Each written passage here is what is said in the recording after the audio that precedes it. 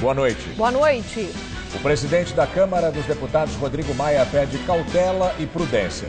Num eventual afastamento de Temer, ele assume a presidência da República. Temer afirma que não existe crise econômica no Brasil, mas comete uma gafe e declara que está fazendo voltar o desemprego. O IPCA de junho aponta deflação pela primeira vez em 11 anos. A queda da média geral dos preços foi influenciada pelos alimentos. Operação Lava Jato recuperou quase R$1 bilhão nos últimos 10 dias. O dinheiro foi devolvido por grandes empresas que fizeram acordo. Lula depõe como testemunha de defesa de Gleisi Hoffmann e Paulo Bernardo. Os ex-ministros petistas são acusados de corrupção no esquema da Petrobras. Um novo escândalo no Vaticano. Festa com sexo e drogas no apartamento do secretário de um cardeal. A polícia informa que foi alertada por vizinhos incomodados com o barulho. O Jornal da Gazeta está no ar.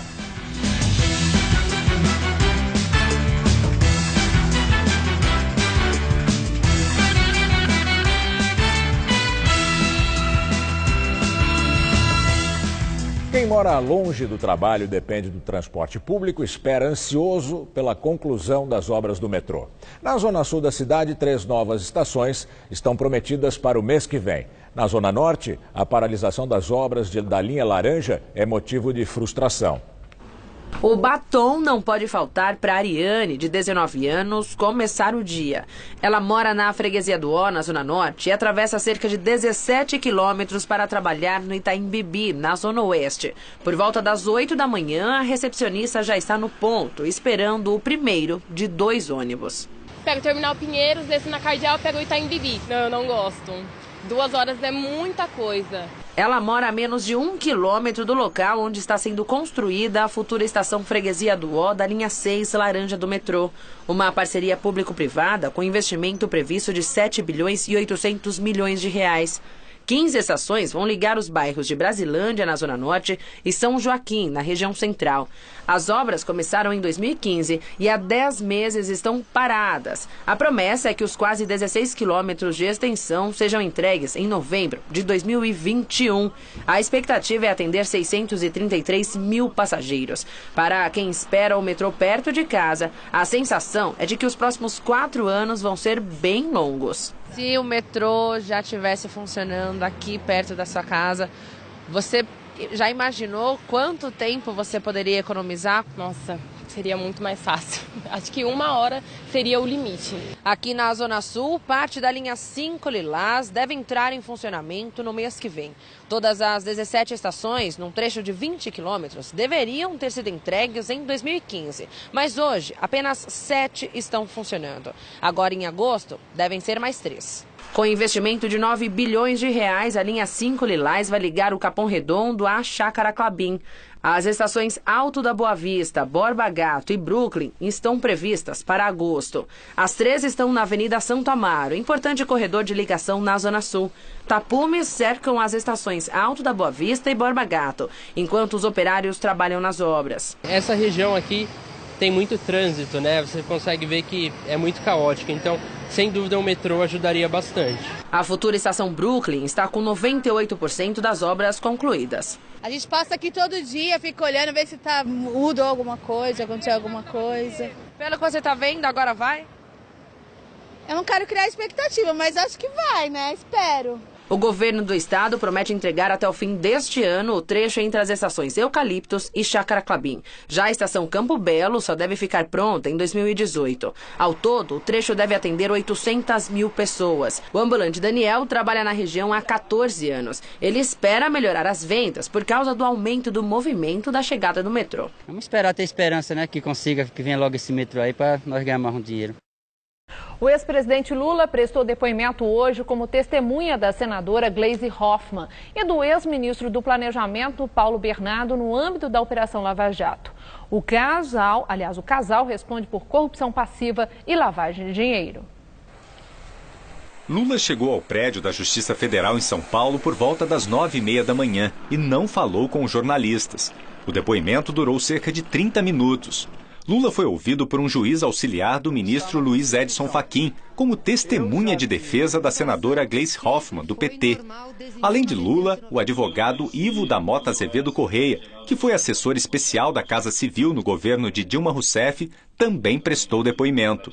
Uma terceira testemunha foi dispensada, o ex-secretário executivo da pasta, Beto Ferreira Martins Vasconcelos. O teor dos depoimentos ainda não foi disponibilizado pela Justiça.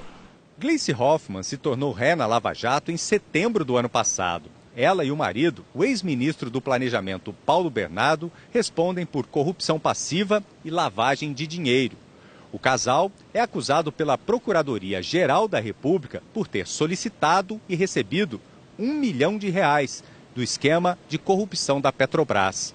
O dinheiro ilegal teria sido usado na campanha da petista ao Senado em 2010. Segundo a Procuradoria-Geral da República, o repasse foi feito em 4 parcelas de R$ 250 mil, por meio de empresas de fachada do doleiro Alberto Youssef. O dinheiro ilícito teria sido liberado pelo ex-diretor de abastecimento da estatal, Paulo Roberto Costa, que tinha o objetivo de obter o apoio político de Gleisi Hoffmann e Paulo Bernardo, para se manter no cargo. Em seu depoimento, Lula negou interferência do casal na permanência do ex-diretor da Petrobras no cargo. O advogado de Lula, Cristiano Zanin Martins, se manifestou pelo Twitter e afirmou que o ex-presidente voltou a explicar como funcionavam as nomeações de diretores na estatal. Gleisi também nega a acusação. Esta semana ela foi eleita para a presidência do Partido dos Trabalhadores e é a primeira mulher a ocupar o cargo no PT. Paulo Bernardo, que chegou a ser preso pela Polícia Federal por causa das suspeitas, diz estar confiante no julgamento do processo. Ao todo, a defesa de Gleisi Hoffmann apresentou ao STF uma lista com 15 testemunhas que gostaria que fossem ouvidas na ação penal. Entre elas estão os 2 ex-presidentes da República, Lula, que prestou depoimento hoje, e Dilma Rousseff, que deverá ser ouvida no dia 28 de julho, na sede da Seção Judiciária do Estado do Rio Grande do Sul. Também irão prestar depoimento em defesa da senadora os ex-presidentes da Petrobras, José Sérgio Gabrielli e Graça Foster, o ex-ministro da Secretaria-Geral Gilberto Carvalho e o senador do PMDB, Roberto Requião. Em meio às crescentes suspeitas de esvaziamento por iniciativa do governo, a Operação Lava Jato recupera mais de R$ 1 bilhão no intervalo de 10 dias. Esse dinheiro foi devolvido por grandes empresas que fizeram acordo. A quantia foi depositada em juízo em favor dos cofres públicos entre 26 de junho e 6 de julho. São R$ 736,5 milhões de reais da Braskem, que pertence ao grupo Odebrecht, de um total de 3 bilhões que a empresa deve restituir em 6 anos. A Andrade Gutierrez devolveu 94 milhões, segunda parcela de um total de R$ 1 bilhão. E 73 milhões vieram de Marcelo Odebrecht. O valor corresponde a 70% dos rendimentos que ele teve em 10 anos. Marcelo, que está preso desde junho de 2015, foi condenado em 2 processos. O dinheiro é fruto de acordos fechados pela força-tarefa da Lava Jato, nos quais os envolvidos admitem os crimes e se comprometem a pagar multas em troca da redução das penas. Até agora, a Lava Jato firmou acordo de leniência com 10 empresas e de colaboração premiada com 159 pessoas físicas, todos homologados pelo Supremo Tribunal Federal. Para o Ministério Público, foi a eficiência do Instituto da Delação que possibilitou recuperar tanto dinheiro em tão pouco tempo, quase R$ 1 bilhão em 10 dias. Em decisão recente, o Supremo Tribunal Federal respaldou os acordos fechados pela Lava Jato. Mas no Congresso Nacional existem projetos que vão na direção oposta e que podem dificultar a investigação. Lembrou hoje um dos procuradores da Força Tarefa que se queixa dos ataques à operação. O último golpe foi ontem, quando foi dissolvido o grupo de delegados da Polícia Federal que atuavam exclusivamente nos inquéritos da Lava Jato e que passam a trabalhar também em outra delegacia. Já a Polícia Federal garantiu que a medida visa priorizar ainda mais as investigações de maior potencial de dano ao erário, uma vez que permite o aumento do efetivo especializado no combate à corrupção e lavagem de dinheiro. Em nota, o Ministério Público rebateu. Diz que as mudanças ameaçam sim a eficiência da operação. Destaca que o trabalho de investigação já está acumulado por falta de agentes que analisem a grande lista de material pendente. Em maio, a Polícia Federal já tinha reduzido de 9 para 4 o número de delegados que atuavam na maior e mais longeva operação de combate à corrupção da história do país. Deflagrada em março de 2014, a Lava Jato já resultou na prisão e condenação de políticos e empresários poderosos e em 450 investigados, entre eles o presidente da República, Michel Temer. Mesmo diante de tamanho resultado, a Polícia Federal teve o orçamento de custeio para o ano cortado quase que pela metade. A suspeita é de interferência política. O senador Randolfo Rodrigues, da Rede, protocolou essa tarde uma ação popular que pede a suspensão da medida que dissolve o grupo de delegados que atuavam exclusivamente na Lava Jato. Randolfo pede que o Ministério Público apresente primeiro estudos sobre os impactos da mudança na operação. Para ele, a medida foi articulada pelo governo Temer, que é investigado pela Lava Jato com intenção de barrar a operação. Cresce a pressão em Brasília para que o presidente da Câmara dos Deputados, Rodrigo Maia, do DEM, assuma a presidência da República. Divididos, caciques do PSDB trocam farpas sobre a possibilidade de deixar o governo. Rodrigo Maia é o primeiro na linha sucessória. Se a Câmara dos Deputados aceitar a denúncia por corrupção passiva contra o presidente Temer e ele se tornar réu no Supremo, o deputado do DEM é quem assume interinamente a presidência da República. Nos bastidores, o nome dele é apontado como o favorito numa eventual eleição indireta.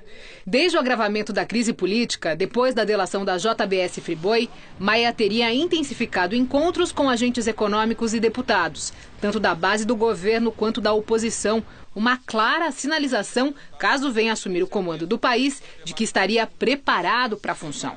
Com 5 mandatos de deputado, o único cargo no executivo foi o de secretário na Prefeitura do Rio de Janeiro. Nas conversas, Rodrigo Maia sinaliza que vai manter a agenda de reformas e a equipe econômica de Temer, com Henrique Meirelles à frente da Fazenda. Oficialmente, Maia é aliado de Michel Temer e nega as articulações em curso. Em Buenos Aires, onde está em viagem oficial, disse que é leal ao presidente e que aprendeu isso em casa. Mais cedo, no Twitter, publicou mensagem na qual diz que o momento no país pede cautela e prudência e reitera a defesa pelo andamento das reformas. Na Lava Jato, Rodrigo Maia foi citado nas delações da Odebrecht. Aliados de Temer, que monitoram os passos do deputado, dizem que ele pode ser o próximo na mira do Ministério Público Federal. Num dos inquéritos, ele é acusado de receber propina da empreiteira. Sobre ele também recai a suspeita de alimentar suas campanhas com dinheiro de Caixa 2. Maia nega todas as acusações. A torcida para que Rodrigo Maia ocupe o Palácio do Planalto vem crescendo a cada dia. O presidente interino do PSDB, Tasso Gereissati, disse que o país caminha para a ingovernabilidade, numa clara crítica ao governo Temer. O senador também declarou que o deputado tem condições de unir os partidos e que pode dar estabilidade para o país. Para aumentar ainda mais a crise, o vice-presidente do Senado, o tucano Cássio Cunha Lima, afirmou que as vozes que defendem o desembarque do PSDB do governo são cada vez mais fortes. As declarações dos dois caciques tucanos criaram um racha no PSDB. No Twitter, o ministro das Relações Exteriores, fiel aliado de Temer, o tucano Aloysio Nunes, fez duras críticas aos colegas. Sem citar nomes, o chanceler disse que, considerando a situação do país, não poderia haver ocasião mais inoportuna para os ataques de dirigentes do PSDB ao presidente da República. Nunes disse ainda que nem Lula e Dilma tiveram esse tipo de tratamento por parte do PSDB quando eram presidentes. No governo Temer, o PSDB tem 4 ministérios. Além de Nunes, estão na esplanada Antônio Embaçaí, na Secretaria de Governo, Bruno Araújo, nas cidades, e Luiz Linda Valois, na pasta de Direitos Humanos. Já no PT, oficialmente, o nome de Maia é visto com reservas. A presidente da legenda, a senadora Gleisi Hoffmann, disse que colocar Maia no Planalto seria trocar 6 por meia dúzia. A rejeição ao nome do deputado do Rio estaria ligado ao comprometimento dele com o impeachment de Dilma Rousseff. Ao chegar à Alemanha para a reunião do G20, o presidente Michel Temer afirmou que não existe crise econômica no Brasil. A declaração foi dada à imprensa pouco antes de Temer entrar no hotel em Hamburgo, onde está hospedado. Presidente, como é que o senhor avalia a posição do Brasil na G20 depois de um tempo de crise econômica e política? Muito boa. Sabe que crise econômica e política nos Estados Unidos, crise econômica no Brasil não existe. Vocês têm visto nos últimos dados muito positivos. Não existe crise econômica? Não. Pode levantar os dados e você verá que nós estamos crescendo em emprego, estamos crescendo em indústria, estamos crescendo no agronegócio. Lá não existe crise econômica. Crise política atrapalha, presidente? Não. No encontro dos BRICS, grupo formado por Brasil, Rússia, Índia, China e África do Sul, Temer não mencionou a crise política e disse que a economia brasileira se recupera. O Brasil está superando uma das crises mais graves de sua história, graças a uma ambiciosa agenda de reformas que traz de volta o crescimento e o emprego. Diante de nossos problemas, escolhemos o caminho mais responsável, que construímos em constante interlocução com o Congresso Nacional e com o conjunto da sociedade. Em seguida, o presidente participou da cerimônia oficial dos chefes de Estado dos países que compõem o G20. Ele foi recepcionado pela chanceler alemã Angela Merkel, anfitriã da reunião. Depois do encontro, Temer publicou no Twitter um vídeo em que fala sobre o que discursou, mas comete um escorregão ao dizer que o governo tem feito voltar o desemprego. Eu pude fazer um relato daquilo que nós estamos fazendo no Brasil, gerando exatamente inflação baixa, reduzindo os juros, fazendo voltar o desemprego e combatendo a recessão. Um protesto organizado por manifestantes contrários ao G20 impediu Temer de voltar para o hotel depois das reuniões do dia.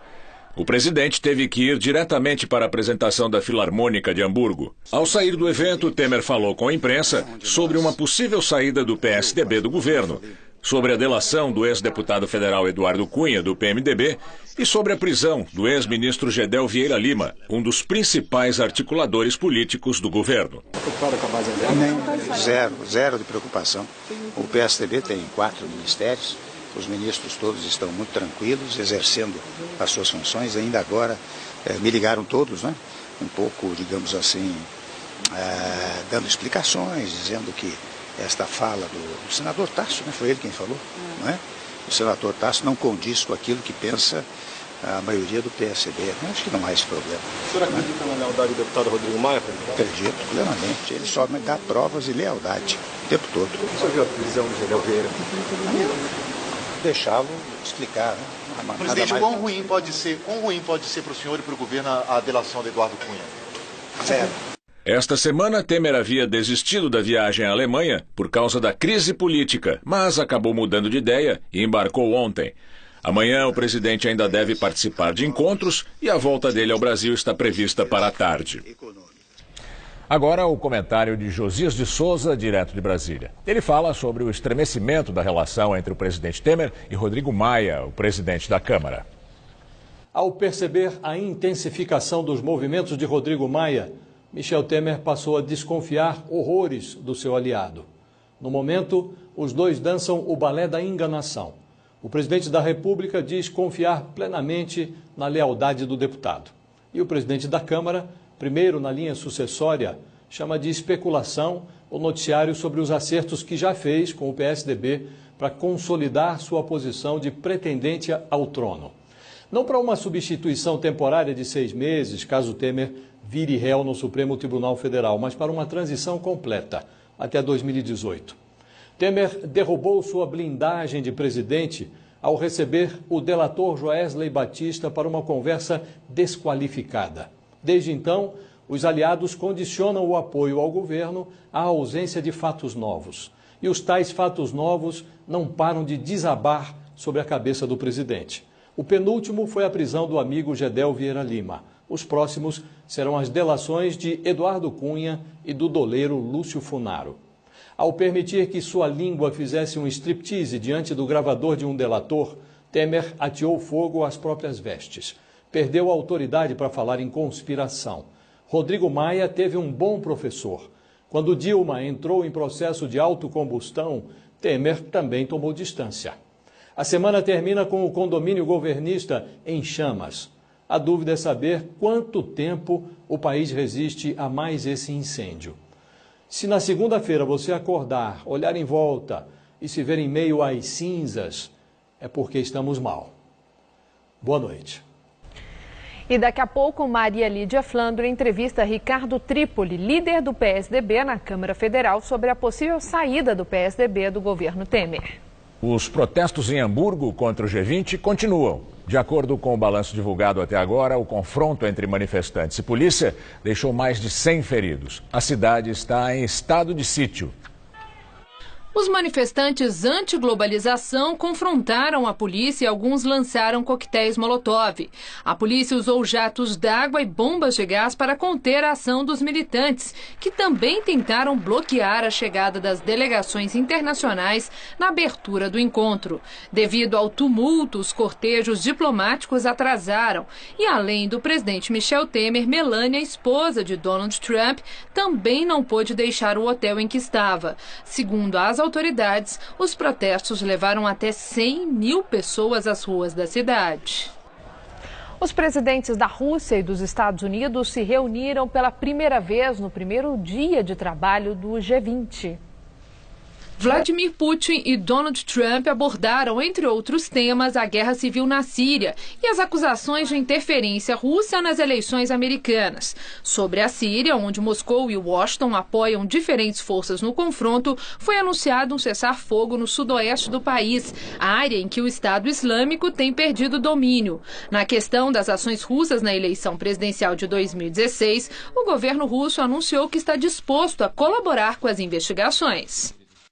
Aqui em São Paulo está no Museu da Imagem e do Som a exposição Steve Jobs, o Visionário. O empresário que fundou a Apple e revolucionou o universo da tecnologia morreu em 2011 aos 56 anos.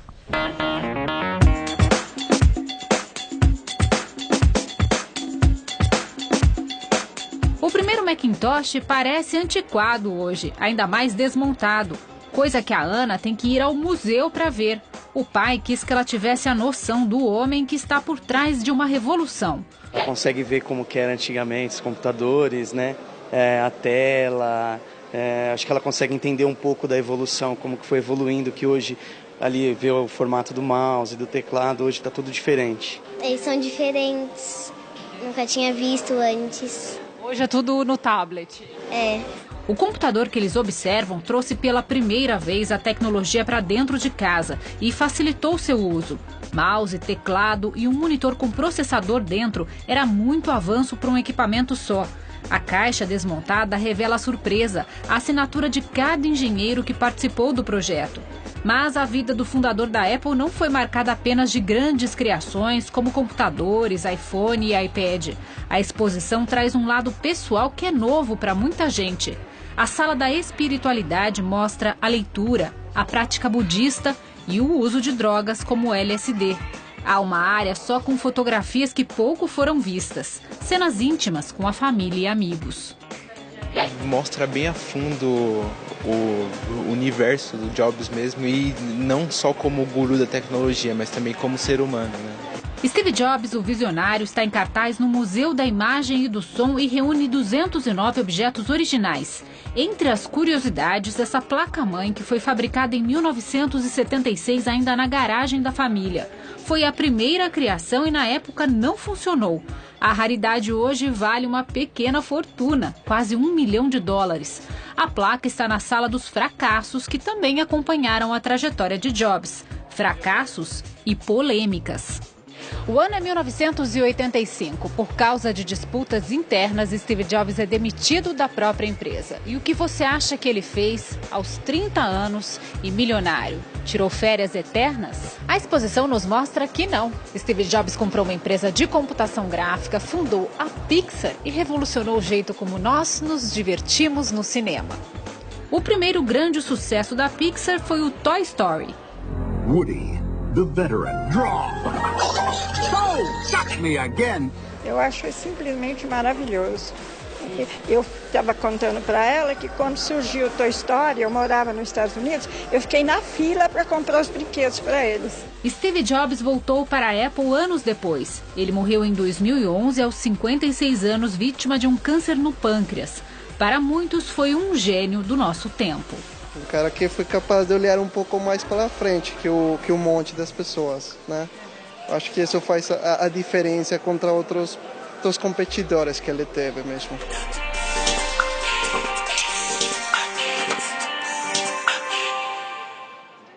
A exposição vai até o dia 20 de agosto. Os ingressos custam R$10 na bilheteria do MIS e R$5 de meia entrada, de quarta a domingo. Às terças a entrada é de graça. Uma arte milenar pode ser apreciada na 20ª edição do Festival do Japão em São Paulo. É o taiko, um tipo de tambor tocado desde o período feudal na Terra do Sol Nascente e que no Brasil tem instrumentistas de todas as idades. A julgar pela popularidade, o taiko lá no Japão é como o nosso pandeiro por aqui. É um negócio mais marcial. E a batida brasileira é mais samba, né? Uma batida muito mais cadenciada. Né? Brasileiro tocando, dá nisso mesmo. Mas o Pedro aprendeu as diferenças e hoje segue à risca esta tradição japonesa. Minha esposa é japonesa, comecei a conhecer a cultura japonesa. E aí fiquei empolgado e comecei a fazer taiko. Taiko é exercício, é música, é muito prazeroso. Taiko significa tambor em japonês. A arte de tocar esses instrumentos é uma das atrações mais aguardadas da 20ª edição do Festival do Japão, que acontece em São Paulo. Os taikos são feitos de madeira, corda e pele de boi. O seu Pedro tem 83 anos e foi um dos pioneiros a tocar no Brasil. O timbre dele é diferente dos taiko comum. Então ele mexe com o coração da pessoa. Essa que é a ideia, então, inspirar sentimento. Inspirar sentimento. E tem gente de todas as idades, mais velhos e até pequenininhos, de 7 anos. Mas vai pensando que é moleza, tem que ter um bom preparo físico para encarar as baquetas. Você estica muito o braço, você fica numa base de luta, assim, né? A sua base de pernas fica flexionada, então você tem que saber manter uma certa forma, assim, né? Cansa um pouquinho. Cansa bastante, inclusive. No Japão feudal, era usado pelos camponeses nos festejos para agradecer as colheitas. E no exército, o taiko tinha sua função mais inusitada. A batida forte motivava as tropas e o barulho servia para intimidar os adversários. Após a Segunda Guerra Mundial, com a derrota do Japão no conflito, o taiko viveu sua mudança mais profunda. O instrumento passou a fazer parte apenas de apresentações artísticas como essa, mas o legado já estava marcado na história da cultura japonesa.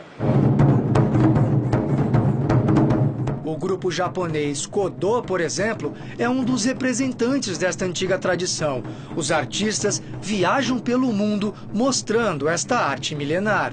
São músicas realmente não é composta assim recentemente. São músicas antigas e para realmente a ideia de preservar e passar isso para os mais jovens, essas músicas mais tradicionais.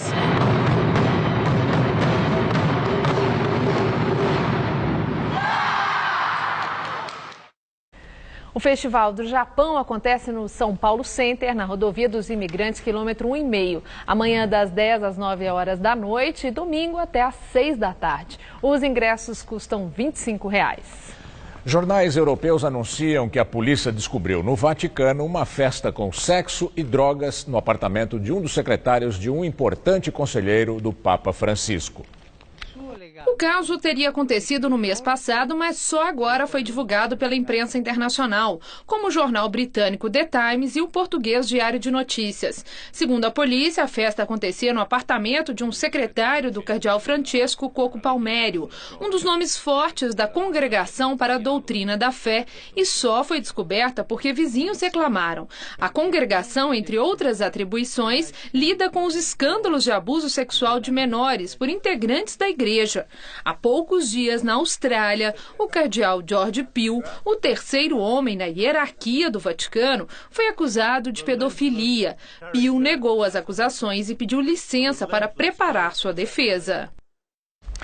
A semana vai terminando com temperaturas amenas, mas sem chuva em todo o estado de São Paulo. Pois é, eu quero saber, e eu acho que todo mundo quer saber, se o tempo continua firme por aqui no fim de semana. A Mariana Armentano traz os detalhes da previsão pra gente.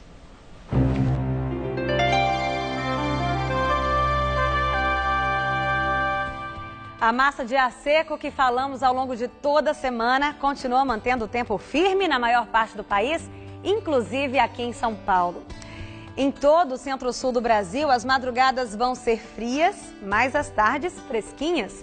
Ao amanhecer pode até gear ali na Serra da Mantiqueira. E olha, os ventos mais úmidos que sopram do mar favorecem a formação de muitas nuvens e há condições para a chuva entre a região dos Lagos Fluminense até o Espírito Santo. Chove também até com forte intensidade em todo o litoral leste do Nordeste.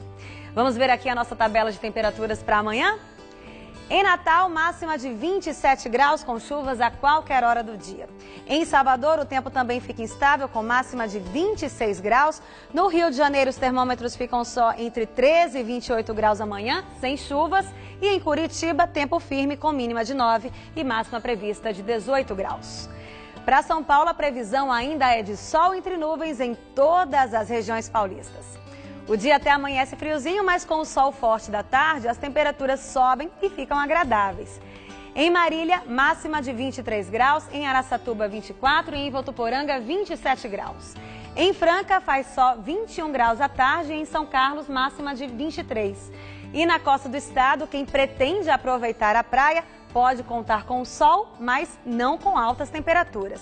Não vai fazer mais que 24 graus em Santos e 23 em Caraguatatuba. Para a Grande São Paulo, os próximos dias ainda vão ser de tempo firme, mas tudo indica que teremos chuvas na próxima semana. Nessa madrugada, mínima de 13 e máxima à tarde no sábado de 22 graus, com bastante sol por aqui.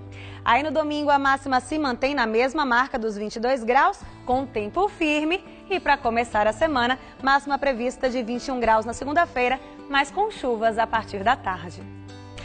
O Brasil teve em junho a primeira deflação em 11 anos. Segundo o IBGE, o índice de preços ao consumidor amplo recuou 0,23% no mês passado, puxado pela queda nos preços de energia elétrica, alimentos e combustíveis. Esse é o IPCA mais baixo desde agosto de 1998. O alívio dos preços na economia em junho é reflexo da recessão, que fez com que o consumo dos brasileiros diminuísse, além de fatores sazonais, que fazem o mês ter taxas historicamente mais baixas. E agora vamos ao comentário de economia com o Vinícius Torres Freire. Então a inflação caiu abaixo de zero em junho. Não quer dizer que todos os preços caíram, mas na média, as coisas e os serviços que nós mais compramos ficaram mais baratos de maio para junho. Isso é bom ou é ruim? Isso é sintoma de coisa muito ruim, de uma economia fria faz mais de 3 anos. Mas pode ser uma chance para que as coisas melhorem. Mas antes de falar disso, vamos entender o que aconteceu. A inflação nos últimos 12 meses, no último ano, foi de 3%. É a menor desde 2007. Se não fosse o aumento de preço de escola, médico, plano de saúde e outros serviços pessoais, a inflação total estaria em 1%, quase nada. Por que é uma inflação baixa? Como a gente viu, porque a economia está parada, porque sobra mercadoria, falta consumidor. Quando sobra, fica difícil aumentar preço. Também porque a safra agrícola foi a melhor da história, como nós já falamos aqui várias vezes. O preço de comida e bebida subiu apenas 1,1% no último ano, em média.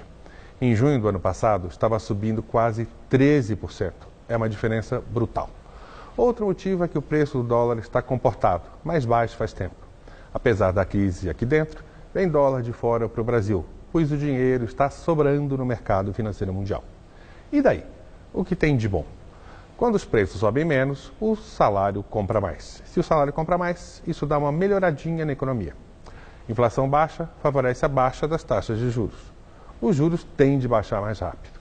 O aumento do crédito é um dos poucos meios que sobraram para tirar a economia do nosso buracão. E os juros vão baixar? Vão. A discussão agora é sobre a velocidade. A crise política piora as expectativas sobre o futuro da economia. Há medo de crise maior, de alta do dólar, que bate nos preços e na inflação. No entanto, o palpite geral dos economistas é de que a inflação vai continuar caindo. Em agosto, deve chegar a 2,5% ao ano. No final deste 2017, deve ficar em 3,5%, bem abaixo da meta do Banco Central. Logo, por enquanto, não tem argumento para não continuar baixando os juros. E se não vier a baixa de juros, se fizerem essa besteira, vamos ficar com inflação baixa pelo motivo ruim, uma economia fria de morta. Boa noite. Uma das primeiras lanchonetes paulistanas a fazer sucesso com seu hambúrguer mantém há quase 5 décadas a mesma receita artesanal. O ex-bancário Osnir Zerbinato foi quem começou o negócio, hoje na 3ª geração. Com fama que extrapola o bairro, ele guarda em segredo os ingredientes. Por isso, Osnir é cara de São Paulo.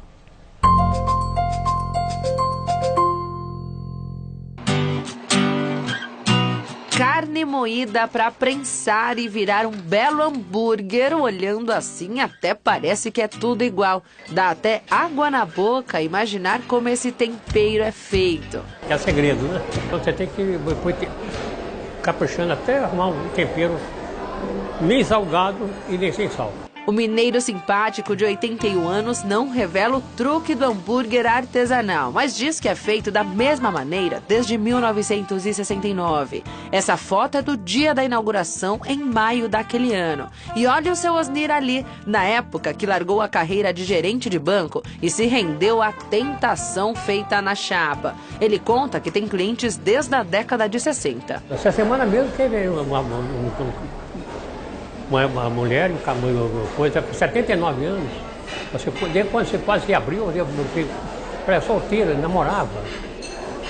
E ela conhece, eu estamos aqui até hoje. O número 538 da Avenida Jabaquara é o endereço onde o senhor Osnir escreveu a história dele com os hambúrgueres. No começo, há 48 anos, a lanchonete começou só nessa portinha. E detalhe, só com 2 funcionários. Mas o tempo foi passando, a clientela aumentando e hoje 57 pessoas trabalham na hamburgueria, que ocupa 2 andares de uma esquina. Entre os rostos de quem se dedica à hamburgueria, 3 gerações. Primeiro vieram os filhos e agora o neto também ajuda no negócio da família. Meu pai sempre me ensinou uma coisa, para você mandar, você tem que saber fazer. Então ele me ensinou a fazer tudo, sei fazer desde sorvete, milkshake, banana split, tudo que está dentro de uma lanchonete, só não sei fazer o pão. Entre tantas opções, o X-salada é o favorito. É um lanche que ele é simples, completo, mas tem também os outros mais trabalhados que eu gosto também. São vendidas 3 toneladas de carne bovina por mês. De segunda a sexta, em média, saem 600 hambúrgueres por dia. Sábado e domingo, a quantidade dobra. Ágil, atento e sempre com um sorriso no rosto, seu Osnir mal sabe que a simpatia dele é o principal ingrediente do sucesso entre os clientes. Tem criancinha pequenininha, bem ainda. Me chama pelo nome ainda. Me chama até de avô. Vovô Ni.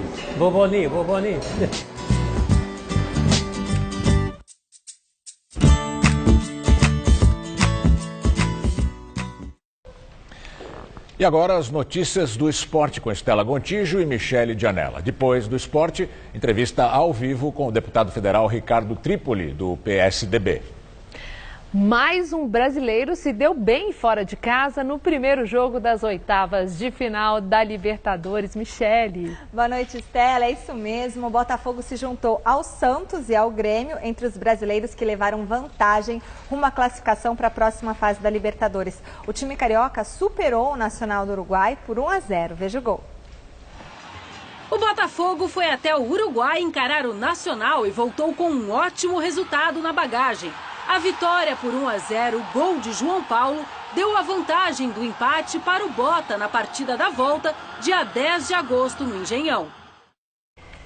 Pois é, e neste fim de semana tem Clássico Paulista no Campeonato Brasileiro, com Santos e São Paulo se enfrentando na Vila, além de Corinthians e Ponte no Itaquerão, muitas emoções. Exato, Stella. Corinthians e Ponte vão reviver no sábado a final do Campeonato Paulista desse ano na Arena em Itaquera, com todo mundo torcendo para que o time de Fábio Carille não dispare ainda mais na tabela. Então todo mundo é contra o Corinthians, menos os corintianos. Já na Vila Belmiro acontece o primeiro jogo do São Paulo depois da demissão de Rogério Ceni. A equipe do Morumbi será comandada pelo interino Pintado, já que o técnico Dorival Júnior se apresenta apenas na segunda-feira. O Santos vem embalado por um ótimo resultado no meio de semana pela Libertadores. Na temporada, os números nos clássicos locais não são nada favoráveis ao Peixe. Até aqui, foram 5 jogos, sendo 4 derrotas e uma única vitória. Contra o tricolor esse ano, o Peixe não se deu bem. Perdeu por 3-1 para o São Paulo. Para a partida de domingo, Levir Coupe deve repetir a mesma equipe que iniciou o compromisso contra o Furacão. Zeca, Ricardo Oliveira e Caju ainda não estão à disposição. Amanhã, pela manhã, aqui mesmo na Baixada, o técnico Levir Coupe comanda a última atividade e aí sim confirma oficialmente o Santos para o clássico do próximo domingo. Quanto a Nilmar, tudo certo entre o atacante e a diretoria santista. Existia uma expectativa de que Nilmar assinasse o contrato com o Santos até o final dessa tarde. Isso não aconteceu, está faltando um documento e, portanto, a assinatura deve acontecer na próxima semana. Nilmar virá para o Santos com um contrato valendo até o final da próxima temporada. Michele, o que a gente pode aguardar para esses jogos aí emocionantes? Jogões nesse final de semana, né? O Palmeiras também enfrenta o Cruzeiro, né? Um clássico de palestras aí, é um jogão, mas eu acho que o Cruzeiro é favorito para essa partida. Santos e São Paulo. Santos é favorito, vive um melhor momento, porque o São Paulo está numa crise interminável, a menos que o elenco queira provar que consegue jogar bem sem Rogério Ceni. Aí a gente vai entender. E o Pintado querer provar também que consegue mudar alguma coisa ali em pouco tempo. Que quer dar um toque dele. Eu gosto do Pintado como técnico. E no Corinthians, né? O Corinthians invicto aí, tem um imenso favoritismo em relação à Ponte Preta. Em 11 jogos, venceu 9 partidas, empatou 2 e o goleiro Cássio está a 457 minutos sem ser vazado. Nossa. Então, assim, realmente o Corinthians tem tudo para vencer esse jogo aí contra a Ponte Preta e disparar ainda mais na liderança. Então, do futebol para o vôlei, a sexta-feira foi de vitórias para as seleções masculina e feminina do Brasil. Os meninos da seleção masculina venceram os Estados Unidos e se classificaram para a final da Liga Mundial em Curitiba. O time do técnico Renan fez 3-1 nos americanos e enfrentam amanhã, às 11 da noite, o vencedor entre Canadá e França, que jogam neste momento. O Brasil busca o 10º título da competição. O time feminino também venceu o primeiro jogo do Grand Prix, onde enfrentou a Bélgica na estreia e aplicou 3-0. As meninas voltam às quadras amanhã, às 10h30 da manhã, para enfrentar a Sérvia, um time muito forte lá na Turquia. Muito obrigada, Michele. Bom fim de semana para você. Bom final de semana para você e para todos os nossos telespectadores.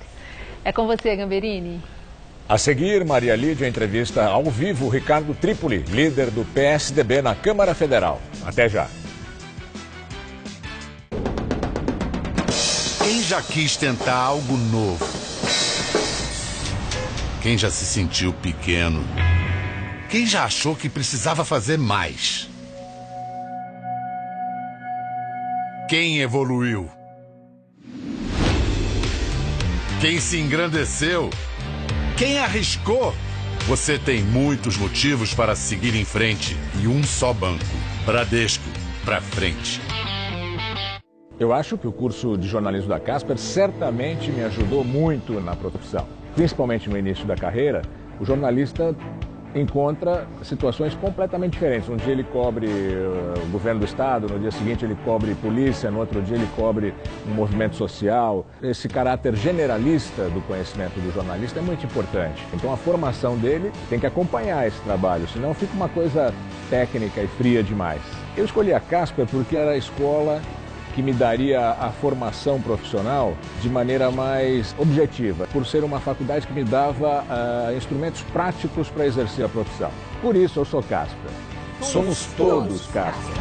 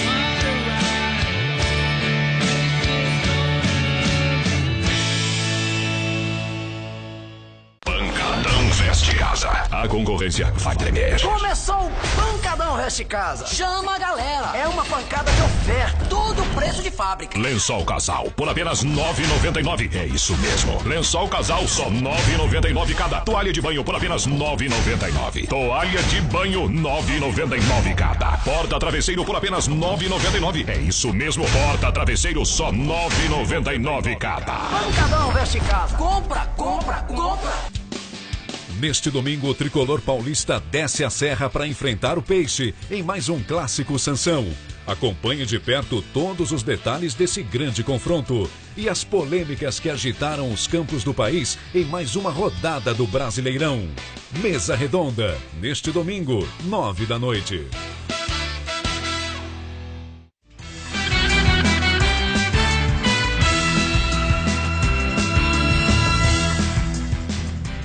Na entrevista do dia com Maria Lídia Flandoli, as dificuldades do PSDB na tomada de decisões. O Jornal da Gazeta recebe o líder do PSDB na Câmara Federal, Ricardo Trípoli, deputado federal no 3º mandato. Muito obrigada por estar conosco no momento em que o PSDB está em ebulição sobre a questão de ficar ou não no governo Temer. Eu vi uma declaração sua que ficou insuportável manter os ministros no governo Temer. E, por outro lado, o presidente interino do PSDB, Tasso Gereissati, tem feito declarações que sugerem que o PSDB está mesmo de saída do governo. É fato? Olha, há cerca de um mês nós tivemos uma reunião da Executiva Nacional do Partido com os governadores, senadores, deputados federais e presidentes dos diretórios estaduais. E nessa reunião ficou acordado que a maioria entendia naquele momento que nós iríamos ficar no governo, com os nossos ministros dando apoio às reformas. Nós somos minoria, perdemos a opção de sairmos naquele momento, tanto eu como o presidente Tasso Gereissati, e passado esse tempo todo, nós dissemos que nós iríamos monitorar dia a dia a evolução dos fatos. Se houvesse, obviamente, uma questão de instabilidade no governo, nós estaríamos no outro campo, não estaríamos acompanhando as decisões do governo. E essa instabilidade tem ocorrido quase que semanalmente, né? Tem se agravado bastante essa questão. No aspecto econômico, nós votamos a questão da terceirização, do teto, a reforma trabalhista, que eram projetos que nós tínhamos identificados como importantes para o Brasil. Até para poder reduzir o índice de desemprego, nós temos um índice muito grande. Mas a questão agora parece que não é a política econômica do Temer, nem política de governo. Acho que é a figura dele, o que está acontecendo com ele. O PSDB está realmente decidido a deixar o governo? Está na internet, em sites de política, que vocês têm agendados aí uma reunião de emergência para segunda-feira. Está marcada essa reunião? Na verdade, não é uma reunião de emergência. Se nós combinamos que íamos estar diuturnamente monitorando, nós continuamos monitorando. É rotineira essa reunião? Ela sempre ocorre. Nós, tanto a bancada federal como a bancada de senadores, se reúne quase que semanalmente. Isso deve ocorrer. Agora, o que o presidente nacional do partido, Tasso Gereissati, disse foi exatamente aquilo que ele percebeu com a sua sensibilidade, o que pretende a bancada federal e a bancada de senadores. Ou seja, nós chegamos agora no limite em que a maioria dos deputados federais e a maioria dos senadores pretendem que nós entreguemos os ministérios ao governo e continuaremos a dar apoio. O importante é frisar que nós não vamos para a oposição junto do PT, muito pelo contrário. Nós vamos para o campo próprio. Mas de vocês manter são o principal apoio do governo Temer. Sim. É o PSDB. E os problemas agora, que vocês ele traz não são nossos, mas vocês, o PSDB saindo, faz o jogo da oposição, do PT. Não, pode não querer, mas faz, porque fortalece. Está equivocada, você me perdoe. Tá. Porque é o seguinte, nós não vamos para o campo do PT. Não, eu não disse isso, mas favorece. A ideia é sair do governo apoiando as iniciativas das reformas. As reformas são fundamentais. Sem elas, o Brasil não volta a crescer. A questão econômica ela está amplamente vinculada à questão social. E essa é a grande preocupação nossa. Nós não podemos jogar o país numa aventura. E não podemos também ficar... O que é a aventura? Uma aventura é você ter denúncias semanais ou diárias contra o governo, contra o presidente da República e ficar sustentando um governo. Mas denúncia não é comprovação de crime. No PSDB há parlamentares que têm denúncia. Que o próprio presidente que está afastado, Aécio Neves, você sendo presidente José da República, Serra, e vocês não expulsaram, é outra questão. Não tomaram uma atitude. Não, mas não vamos expulsar ninguém.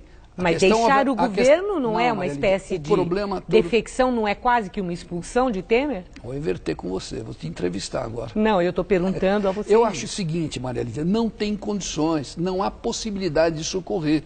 Você não pode, você tem ministros presos, você tem denúncia de corrupção, você tem 2 delatores que devem apresentar delação agora. Quer dizer, como é que você fica? E mais, na Comissão de Constituição e Justiça, dos 7 deputados que compõem a nossa Comissão de Constituição e Justiça, eu chequei com eles, a votação deve ser 5 ou 6, 6-1 ou 5-2, pela admissibilidade da denúncia do Ministério Público. Isso é muito grave. Um partido que aceita na Comissão de Constituição e Justiça a denúncia deve permanecer no governo? Obviamente que não. Nós não podemos integrar o governo, nós podemos apoiar as decisões. Esse será um marco? A decisão eu acho que essa em plenário? É uma delas. Em plenário ou na Comissão de Constituição e Justiça? Acho que já é um indicador de como o partido deve se manifestar. Eu acredito que ele está correto, o Tasso Gereissati. O pessoal diz que ele aumentou o volume, mas é exatamente isso que nós combinamos. Ele não fez nada do que não foi combinado nessa reunião do partido. Mas parece não haver consenso no PSDB sobre essa decisão. O próprio governador Geraldo Alckmin, João Dória, haviam admitido a possibilidade, se de fato ficasse confirmada nas denúncias, a culpa de Temer. Correto. Isso foi feito lá atrás. Isso. Mas eles mantiveram. Em nenhum momento eles estão dizendo vamos sair. Evoluíram.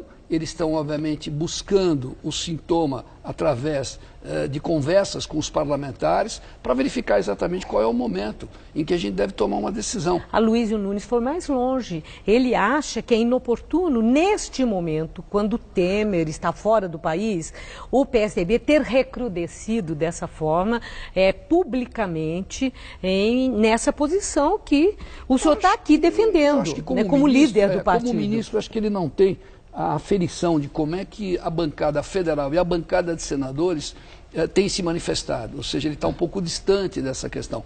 Ele talvez não tenha percebido isso. É pessoal, uma opinião dele. Eu acho que ele não representa a maioria da bancada. Quem fala pelo partido hoje é o presidente Tasso Gereissati. Mas é inoportuno falar do Temer, ele estando fora? Mais ele do que isso, o Tasso Gereissati, na verdade, representa aquilo que a bancada de deputados federais e de senadores do PSDB tem dito continuamente. Eu acho que essa é a questão, a expressão dele. Talvez o senador e hoje ministro das Relações Exteriores queira ter feito um gesto ao presidente que está com ele, inclusive, na Alemanha, na reunião do G20. Certo. Agora, ainda uma outra questão sobre a presidência do PSDB. Tasso Gereissati é presidente interino. O presidente afastado, Aécio Neves, não sinaliza que não queira voltar. Ao contrário, ele admitiu que, voltando, ele iria liderar um movimento para a implantação do parlamentarismo no país. Vocês querem que Aécio volte? É bom para o PSDB que Aécio Neves volte ou que Tasso Gereissati continue? Olha, a ideia do parlamentarismo é ótima. Nós já fomos derrotados num período e achamos que é interessante. Porque a hora que você tem o parlamentarismo, não cai só o governo, cai o Congresso inteiro. Ou seja, você amplia a responsabilidade dos atos do governo. Isso eu acho que seria um teste muito bom de percurso para o Brasil. Mas e Aécio? Inclusive nesse momento. Agora, a pergunta foi sobre Aécio. Depende muito da avaliação do partido como um todo. Aí você consta os deputados federais, os senadores, os diretórios estaduais. Eu acho que ele vai ter ainda que dar uma explicação, não só ao partido, mas à sociedade, antes de pretender, obviamente, retornar. E o presidente Tasso já disse que, ao momento que ele quiser, ele obviamente sai porque ele foi indicado, ele não foi eleito. O que ocorre é que, na verdade, essa executiva do PSDB, ela foi feita uma reunião onde se pediu prolongamento dessa executiva. Ela não foi eleita, ou seja, ela está num período a fim. Nós precisamos retornar e fazer uma eleição na executiva para eleger o novo presidente. Está fervendo realmente. Faz parte da política. Faz parte. Verdade. Agradeço muito sua entrevista. Muito obrigada, Eu deputado. que agradeço, uma boa mais noite. Obrigado. Estela. E agora vamos ao comentário de cultura com o César Diop. Geraldo Azevedo traz o forró e o clima de São João. A Casa Natura Musical inchou esta noite a partir das 22 horas. Os festejos juninos são tradição no calendário de shows do artista, que todo ano participa do São João do Nordeste e faz um grande arraial no Rio de Janeiro. Neste ano, pela primeira vez, encerra o calendário de festas em São Paulo com o arraiá da Casa Natura Musical. No teatro, Paula Cohen estreou esta semana o monólogo Carne de Mulher, no Teatro de Arena. O texto dos italianos Dario Fo e Franca Rami foi traduzido e adaptado pela própria atriz. É a história de uma prostituta presa num manicômio judiciário por ter ateado fogo ao escritório de um industrial. Uma mulher massacrada pelos abusos que se revolta contra seus opressores. Direção de Georgette Fadel. Ainda nos palcos paulistas, destaque para 2 monólogos, A Voz que Resta, com Gustavo Machado, escrito e dirigido por Vadim Nikitin, em cartaz no Sesc Ipiranga, e O Compositor Delirante, com Daniel Cronenberg, que cumpre temporada no espaço Inbox Cultural. Em A Voz que Resta, um escritor frustrado se muda e deixa uma última e trágica mensagem ao grande amor de sua vida, sua vizinha.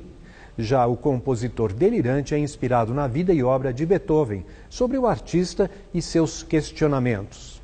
E uma importante mostra de arte abriu esta semana no Museu Lazar Segal. São os tesouros da coleção Fundação Mapfre, obras de papel, mostrando uma seleção de 59 desenhos dos séculos 19 e 20. Entre os artistas expostos, Degas, Matisse, Rodin, Klee, Miró e Dalí. Certamente vale uma visita. Boa noite. O Jornal da Gazeta termina aqui. Você pode rever as nossas reportagens no site do Jornal da Gazeta. Mais notícias em nossa edição das 10. Uma boa noite para você, um ótimo fim de semana. Boa noite, bom fim de semana e até segunda.